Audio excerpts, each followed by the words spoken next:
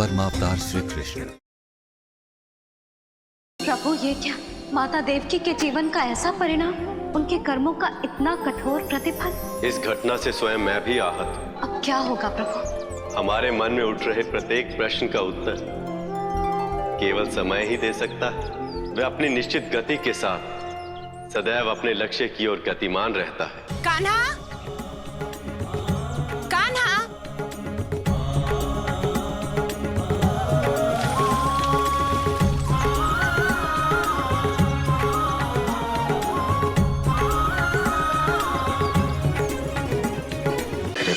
मैं अवश्य मारूंगा, तेरे जीते जी ना सही, तेरे मरने के पश्चात ही सही। देवकी नहीं मरेगी, और वो तब तक नहीं मरेगी जब तक वो अपनी आंखों से तेरी मृत्यु नहीं देख लेती। इन्हें मारने के लिए मुझे कालकूट विष चाहिए। अब गोकुल के बच्चे मृत्यु की नींद सोएंगे। नंद बाबा, गांव वाले बता रहे थे कि आपका बहुत प्यारा पुत्र है।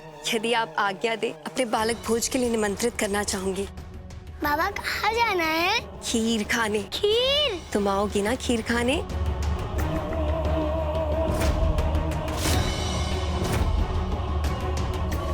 मेरी विषैली खीर से गोकुल के सभी बच्चों की मृत्यु निश्चित। बहन, बाल भोज की सारी व्यवस्था तो हो गई है, अब केवल दूध की ही कमी है। तुम गौशाला आ जाना, हम तुम्हारे लिए दूध निकाल कर रखेंगे। दूध तुम्हारा, किंतु खीर में विष मेरा। आज रात माँ का रुदन गूंजेगा पूरे गोकुल में। अब देखती हूँ ये गांठ तू कैसे खोलता है। मैया, मेरी गांठ खुलूंगी नहीं। कान्हा को सदैव अपने मैया के पल्लू से बंधा रहना है। प्रभु, इस संसार की कोई भी शक्ति बांध नहीं सकती। आज उसी नंदलाल को माता यशोदा ने अपने आंचल से बांधा।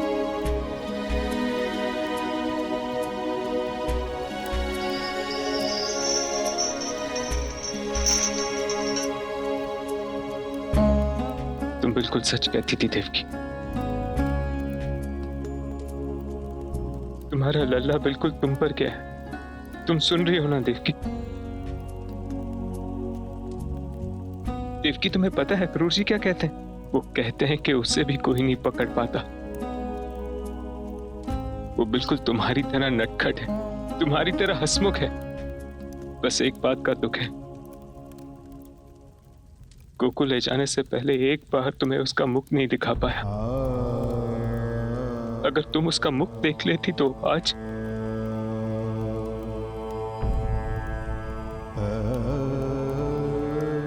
देवकी, देवकी, तुम जानती हो अब तो वो बड़ा हो गया होगा। अब तो पूरा गोकुल नंद रानी को उसकी उलाहना करता होगा और कोई भी उसकी गलती पकड़ नहीं पाता होगा, क्योंकि वो तुम्हारा लल्ला है। वो तो सबको अपनी बातों से मोह लेता होगा।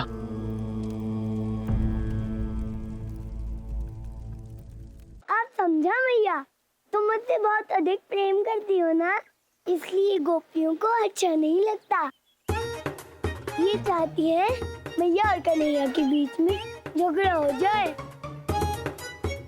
तभी तो झूठ मूठ की बातें बोल रही है। क्योंकि ये मुझसे प्रेम नहीं करती, और जो स्त्री अपने पति से, अपने परमेश्वर से प्रेम नहीं करती, मन से ऐसी कुरूप होती है। यह है इसका वास्तविक रूप, इसकी आत्मा का चेहरा जो इसने छिपा रखा था, जो भगवान के श्रृंगार से सामने आया है। प्राप्ति, भोले भाले चेहरे के पीछे का कुरूप सत्य पूतना।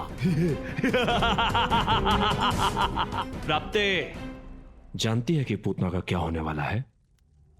भगवान कंस की कृपा से पूतना मरने वाली है। यदि दोबारा तूने देवकी के बारे में सोचने की भूल की तो समझ गई कि पहले पूतना का रूप, फिर पूतना की गति।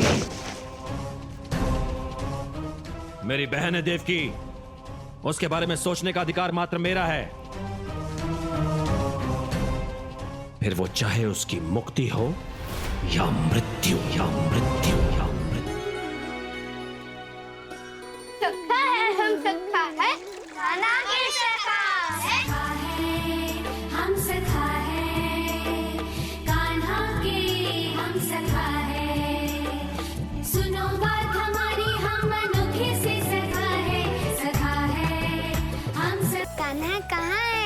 कान्हा सो रहा है। वो अवश्य ही कोई शैतानी कर रहा होगा। लल्ला तो सचमुच यहाँ नहीं है। हमारा लल्ला पता नहीं कहाँ चला गया। अरे गांव में कहीं खेल रहा होगा, आ जाएगा। नंद बाबा, कान्हा और उसके सारे सखा गोपेश्वर गुफा की ओर जा रहे थे।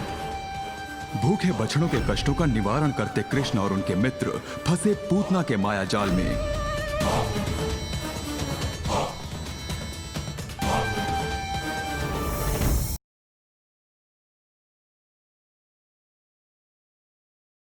अगर चिराग को शैतानी ताकतों से मुक्त कराने का कोई रास्ता नहीं मिला तो मैं क्या करूंगी?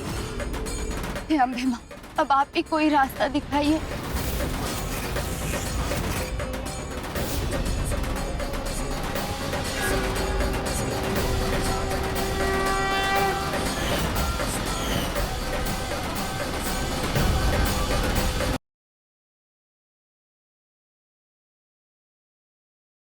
कहीं में तबीयत खराब है या फिर ये एक नया ड्रामा है?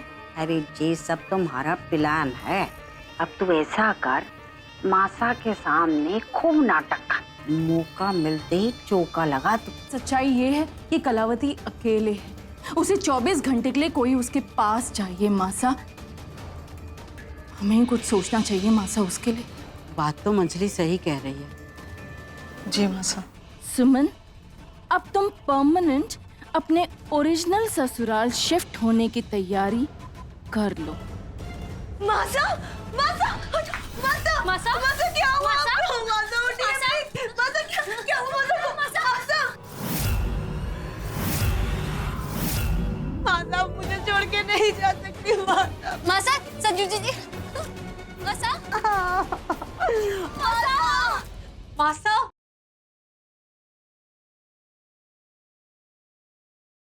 मीरा, मुझे लगता है हमें झगड़ा कर लेना चाहिए। ये दुनिया की मांग है।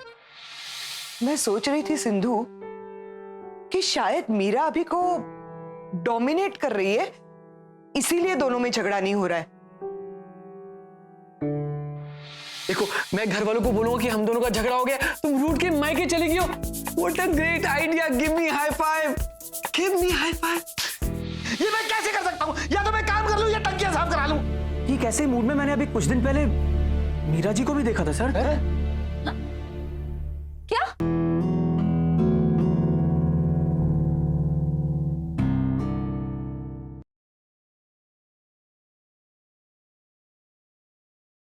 ये देखिए, बादल गरज रहे हैं। कितना अच्छा मौसम है, भीगेंगे। अरे क्या भीगेंगे पगली, इतनी रात को भीगेंगे? बारिश में तो बीमार पड़ जाएंगे। कौन है बे? कौन है बे? तुम्हारी अरे बाप है हम। दरोगा जी, हम बेघर रह गए। अच्छा, थोड़े बहुत दिन ना अपने घर पर रह लेने दो हमें। तुम तो सारे हमारी लोगाई के भैया हो रहे हो, तो बढ़िया रेशमी चादरें बिछवा देंगे, हलवा पूरी बनवा देंगे। सरकारी जमीनें तो अलाउ ना है को सारे।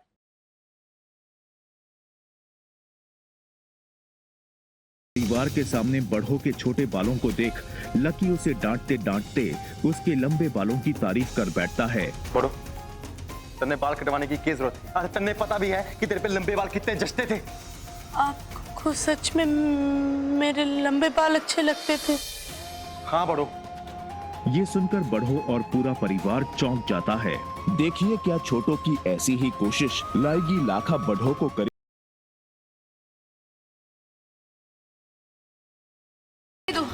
कर लेंगे।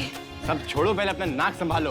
तुम हमारी नाक का मजाक मत उड़ाओ, हमें दो। तुम हमसे छीने चिपटी में नहीं जी सकती, हम चैंपियन रहे हैं इसके। नेशनल चैंपियन की नाक कट गई, तुम किसी को नाक दिखाने लायक नहीं रहोगे। ससुरा हमारा घर, हमारा बिस्तर और हम नीचे सोए। अगर आज कोई नीचे सोएगा ना तो वो आप सोएंगे।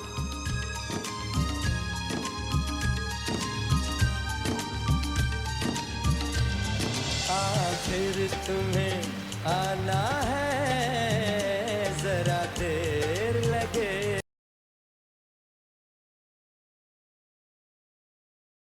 आप सबके सहयोग से ही साध्वी माँ के मंदिर का निर्माण कार्य शुरू होगा। साध्वी माँ, आप मंदिर के निर्माण के शिलान्यास की घोषणा कीजिए। इतने धन को देखकर हम ये कह सकते हैं कि धरती लोक पर धन की कोई कमी नहीं। जिनको मानती थी अपना आदर्श, आज उनका देखकर लालच क्या करेगी संतोषी।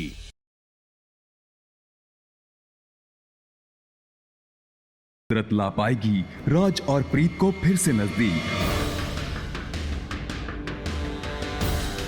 या फिर मोहिनी की चली चाल कर देगी इन्हें हमेशा के लिए जुदा। राज, दीदी को कुछ हो गया, कोई मेरी मदद करो।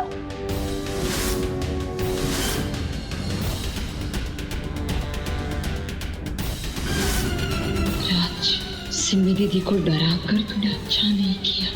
अब तो तुझे अपने किए की कीमत चुकानी ही पड़ेगी। जानने के लिए देखते रहिए